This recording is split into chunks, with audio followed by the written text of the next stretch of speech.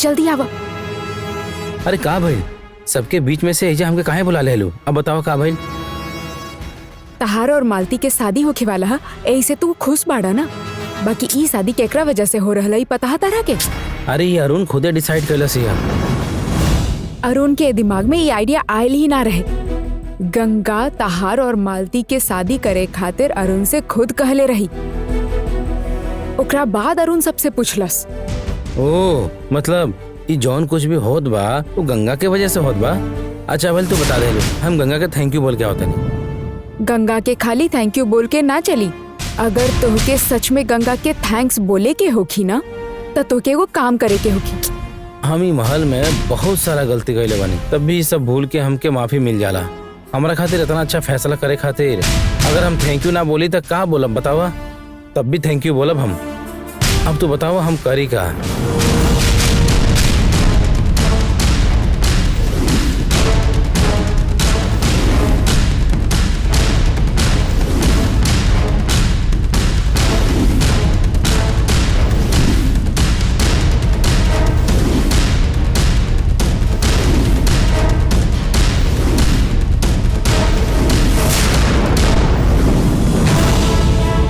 जैसन हम कहले बानी वैसन करबा? तू जौन अबे बात कहलू वो करब ना का? आप तो देखा हम का करत बानी।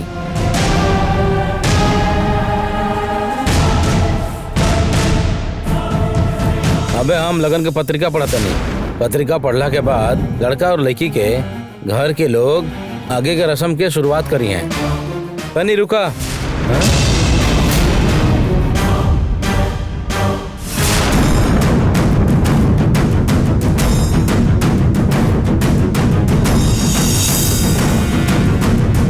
इस शादी होके से पहले हमारे को शर्त बा। शर्त बा? का बोला तू?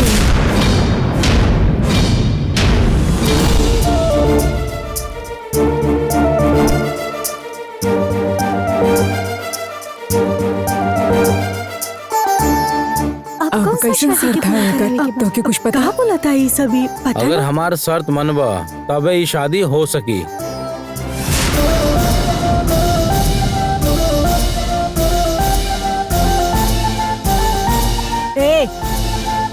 इतना समय तक चुप रहला ना, अब कौन बात के शर्त बा? बोला जल्दी का चाहिए तो के? शादी से पहले आधा प्रॉपर्टी हमारे नाम पे कर दा। लगा था ऐसा नहीं बोली। हमके प्रॉपर्टी और कुछ ना चाहिए। फिर कैसे शर्त बारे तोर? अरुण और गंगा एक साथ मिल के आपन महल में नया बारिश आवे वाला बा।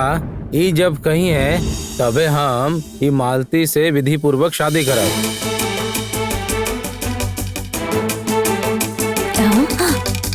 और ये हमारा शर्त था।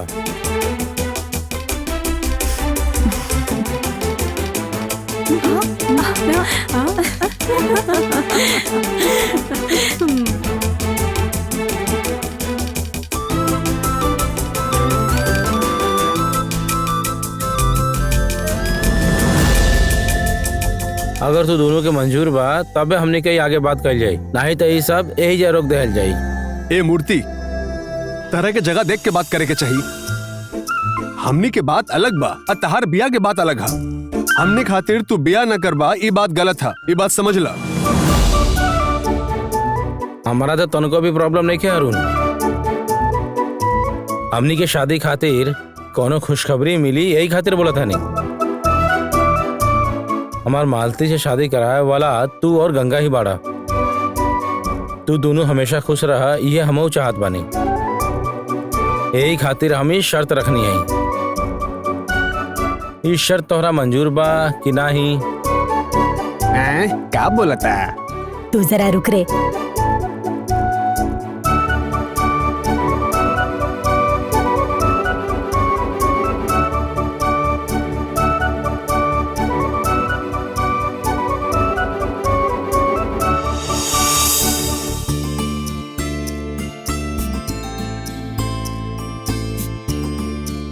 अरे तो सबके सामने पूछ भी तो लोग का बोली। इन लोग के खुशी की खबर सुनने खातिर अभी जे चला था ओकरा के अर्चन काहे लावत? अरे थोड़े देर चुप हो जा। अरे हम कोनो अर्चन वगैरह नहीं डालत। अरुण जैसे ही हाँ बोली हन ओकरा दूसरा क्षण में ही हमऊ हाँ बोलते।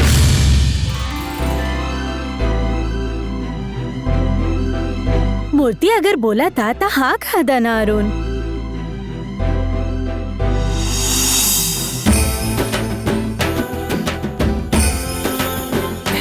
अरे वो लोग शर्मा रहल बाड़े, उनकर तरफ से हम बोल देता नहीं।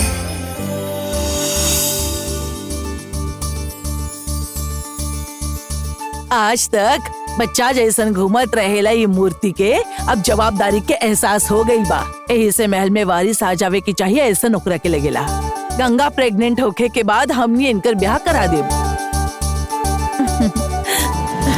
पर ओकरा पहला हमनी सब घर के मिलके उनकर आके सगाई करा देत बानी। ठीक बा ना अरुण? ठीक बा बुआ। ठीक बा। तू सब लोग के चली ना? हमने के चली दीदी। हाँ, तो फिर अगला विधि के शुरुआत करी। अरे बैठल का बाड़ू, वो थाल उठावा और लीला के दो। हाँ दे दा इनके दे दा।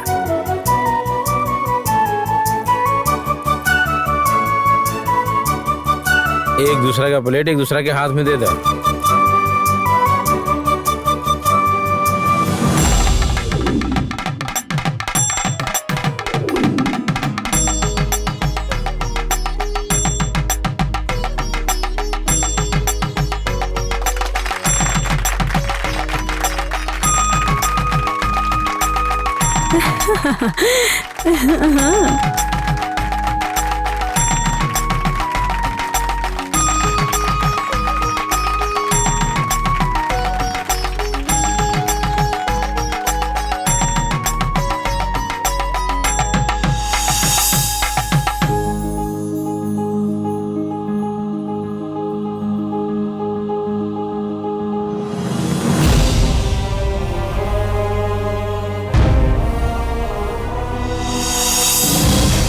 थोड़ा सा सहन करा तू।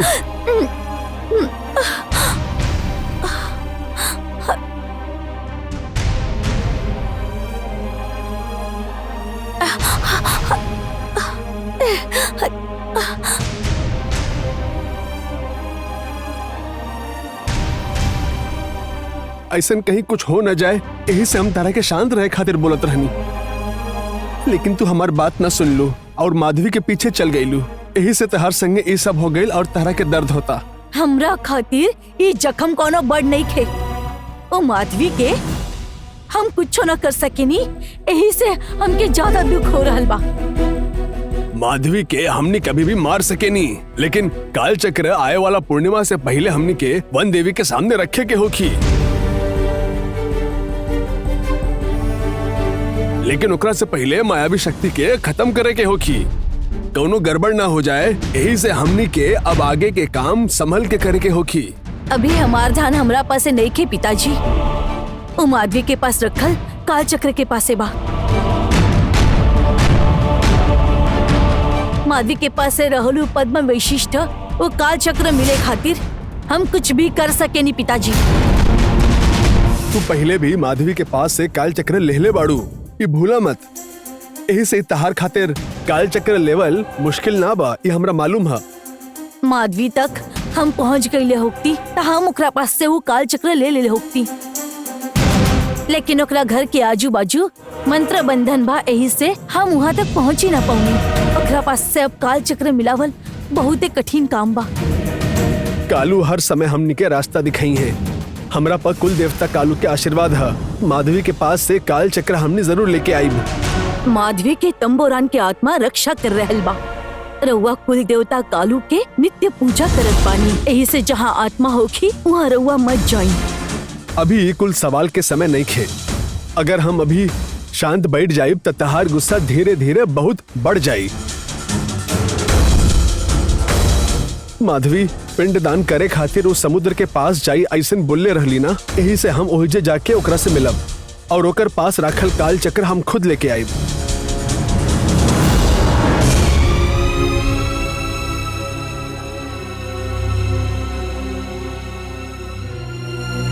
हम भी शनाइगी के संगे जात बानी बाबू। तारा के चिंता करे की जरूरत नहीं खे। तू एजे बैठ के कुल देवता कालू की पूजा कर बस। बाकी सब कुल देवता कालू देख ली हैं।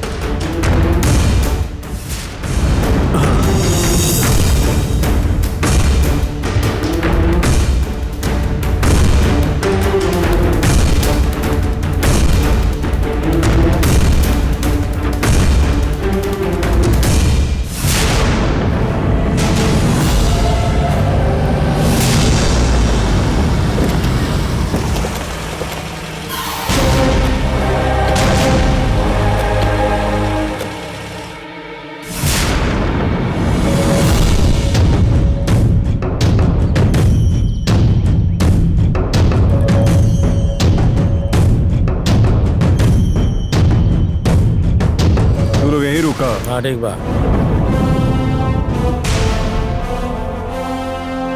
नमस्कार। नमस्कार। हमसे मिले खातिर आयल बाड़ा का? ना मुनियप्पा जी से मिले अल्लाह निहा, इनके घरे गए नहीं जहाँ, तो वहाँ पता चलल कि यहाँ आयल बानी, तो यहाँ आगे नहीं जामनी। ई तो हमार पहचान वाले बाड़े, तरह के महत्वपूर्ण काम में जाए के बा। तू जा, हम इनकरा से बात कर लेते नहीं। ठीक है बहन।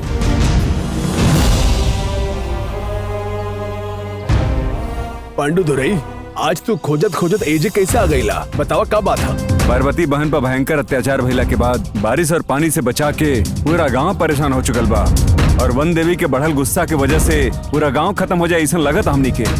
सबसे ज्यादा सहे के शक्ति भू माता में रहेला ऐसा कहल जाला, लेकिन वन देवी के अंदर में ओकर से ज्यादा सहे के शक्ति बा।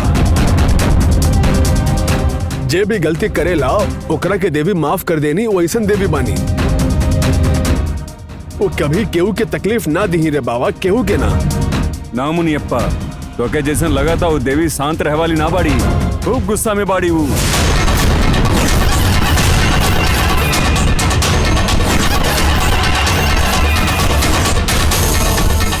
अरे ये तू का बोलत बड़ा? गांव में सबके बदन में जहर आ गए रहे, सब वो बीमारी से जूझत रहना।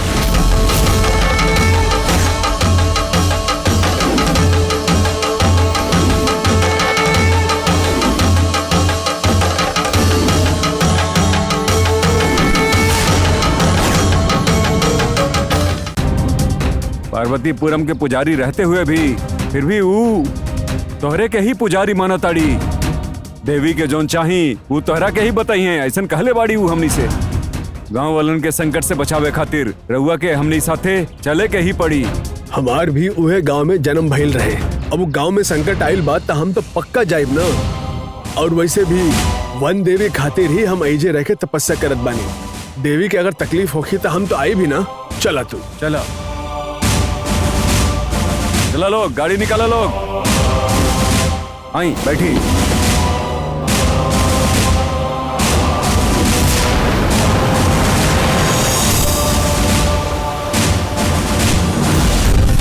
ओम विष्णु विष्णु विष्णु।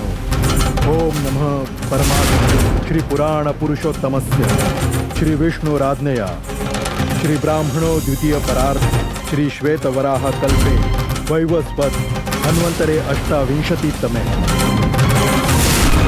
कलियुगे कली प्रथम चरणे जम्बूद्वीपे भारतवर्षे भरतखंडे आर्यवंतार्गत ब्रह्मावर्तके देशे पुण्यप्रदेशे ओम पितृभ्य स्वधायेभ्य स्वधा नमः पितामहेभ्य स्वधायेभ्य स्वधा नमः प्रपितामहेभ्य स्वधायेभ्य स्वधा नमः। शत्रु रहकर भी पितरों के पिंडदान करत हुए भी कोनो परेशानी ना होके के चाहिए, ये हमने के धर्म है।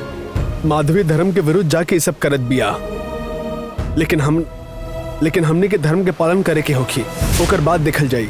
ओम नमो वः पितरो रसाय, नमो वः पितर शोषाय, नमो वः पितरो जीवाय, नमो वः पितर स्वधाये, नमो वः पितरो घोराय, नमो वः पितरो मनव्ये। इनकर आत्मा के शांति मिले यही खातिर ये पिंडदान के दान करत हैं। हे पितृ लोग, इस सबके स्वीकार करी, अपन भविष्य के अच्छा काम खातिर अपना हाथ से आशीर्वाद दे दा। तो हर भाई मांत्रिक विद्या के जानकार रहले और शास्त्री पंडित रहले, एक खातिर उनकर आत्मबल बहुत ज्यादा रहे। ये पिंडदान करत ही तुहार जौन भी काम काज बा उ सब तू इनकरा से मांग लिया, तू जरूर पूरा होखी। हमार बात समझ में आ गई ना? भैया, हमारा और नंदिनी के बीच हो रहल लड़ाई में जे हमनी के बार बार हार जीत हो रहल होकर एक ही बार में फैसला कर दी। नंदिनी के वजह से हो रहल परेशानी खत्म कर दी। पहले हमरे पास एगो काल चक्र रहे, यही से हम थोड़ा ताकतवर रहनी, बाकी अब हमरे पास एक भी काल चक्र नहीं है। हमरा लागत रहे कि एकर पास काल चक्र बा, लेकिन एकर पास तो काल चक्र नहीं है। हम तो एक गलत समझ लेनी। काल चक्र क्यों और के पास है? काल चक्र हमरा हाथ में नहीं है, यही से उ नंदिनी के सामना करे में हमके डर लग रहा बा।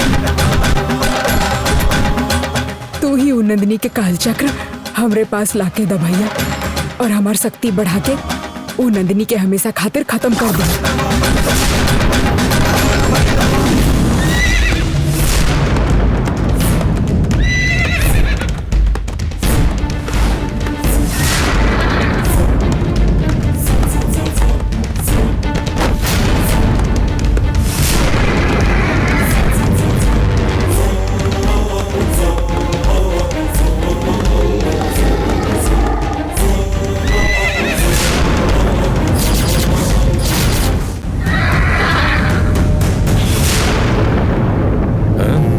रुकी, रवा मत उठी गुरुजी, रवा आगे की विधि जल्दी खत्म कर। ठीक बात, एक पिंड हाथ में ला और एक ऊपर रखा। हाँ?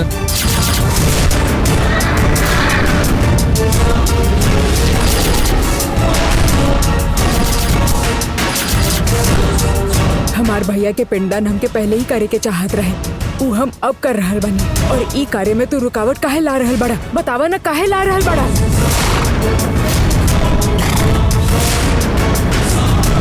ए, माया पूर्वी मंत्र विद्या सीख के खुद की असली पहचान छिपाए के घूमे वाला तू काल चक्र खातिर ऐसे भटक रहल बाड़ा ना? काल चक्र बाहर निकाले पे ही आवेला तू, बाकी हमरे पास वो काल चक्र नहीं थे। बतावा आखिर तू एजा काहे आइल बड़ा? काल चक्र जब हमरे पास रहे तब तू हमसे लड़त रहला,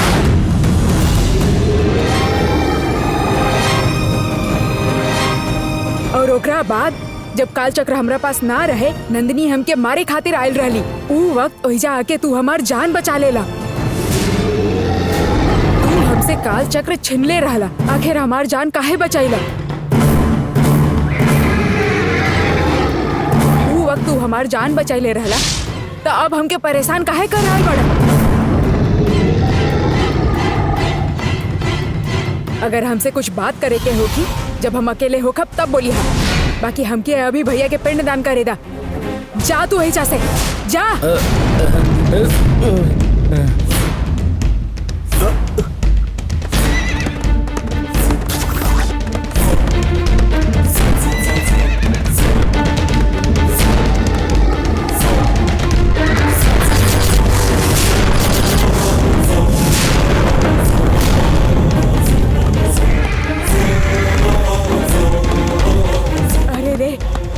ऐसन काहे कर रहल बड़ा? रुक जा।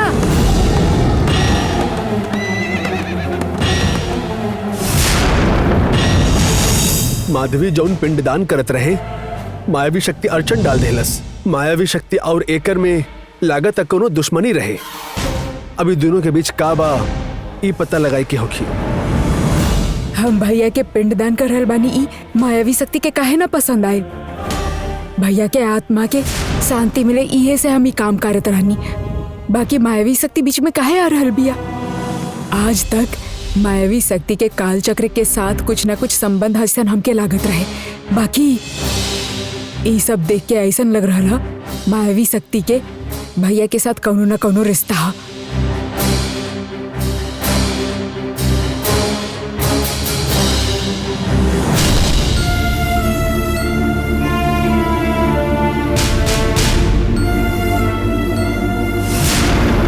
भैया के खाली नंदिनी के साथ दुश्मनी नहीं खे, बल्कि मायावी शक्ति के साथ भी कौनो न कौनो दुश्मनी है। यही से भैया के तस्वीर तोड़ के मायावी शक्ति एहिजा से चल गईली।